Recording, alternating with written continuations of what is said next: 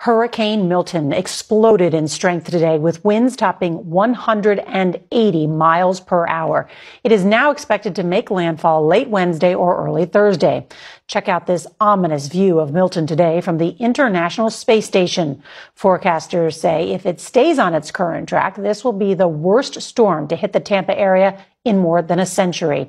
Now, Florida's governor declared an emergency for much of the state, warning residents, especially those vulnerable to its potential 15-foot surge of seawater, to evacuate as soon as possible. Look at this. The roads already jammed. Now, all this as many Floridians are still recovering from the impact of Hurricane Helene just 11 days ago. We'll get to the news storm track in a moment, but we begin with CBS's Tom Hansen in Tampa. Good evening, Tom.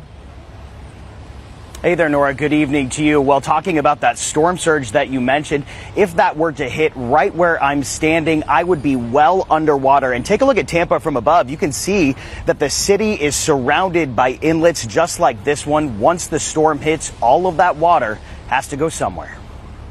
As Milton menaces Florida, millions are under mandatory evacuation orders. This is the storm of the century. Now the west coast of Florida is bracing for another life-threatening storm just 11 days after Helene.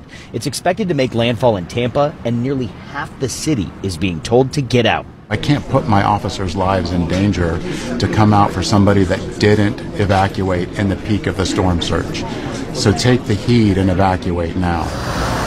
With a state of emergency declared in 51 counties, residents are once again assembling their emergency kits and gathering supplies, waiting in long lines for sandbagging and even longer lines for gas.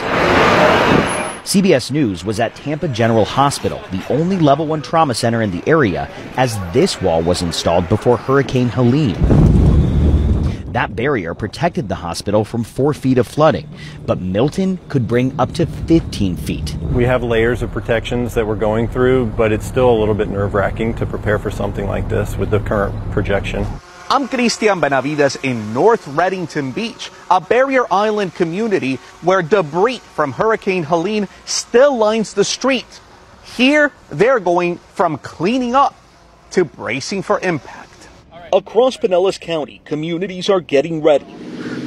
In this St. Petersburg neighborhood, more than 80% of homes were flooded by Helene's historic storm surge. What does your neighborhood look like right now? It looks like a war zone. I mean, it's really sad. People have lost everything. You can see their memories sitting on the side of the road, and it's decimated. Officials are worried debris, loose pieces of wood and metal, could clog storm drains and turn into dangerous projectiles when Milton makes landfall. Here in North Reddington Beach, entire homes were engulfed by the ocean during Hurricane Helene. Now residents like John Davis are worried about what's next. Well, I hope it's not going to directly hit here. That's my hope. But if it does, I think it's going to have devastating effects.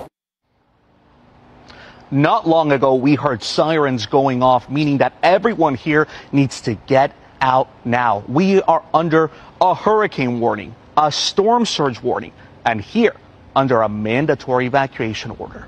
Nora? Cristian Benavides, to see those pictures, my goodness, and Tom Hansen, thank you both for being there.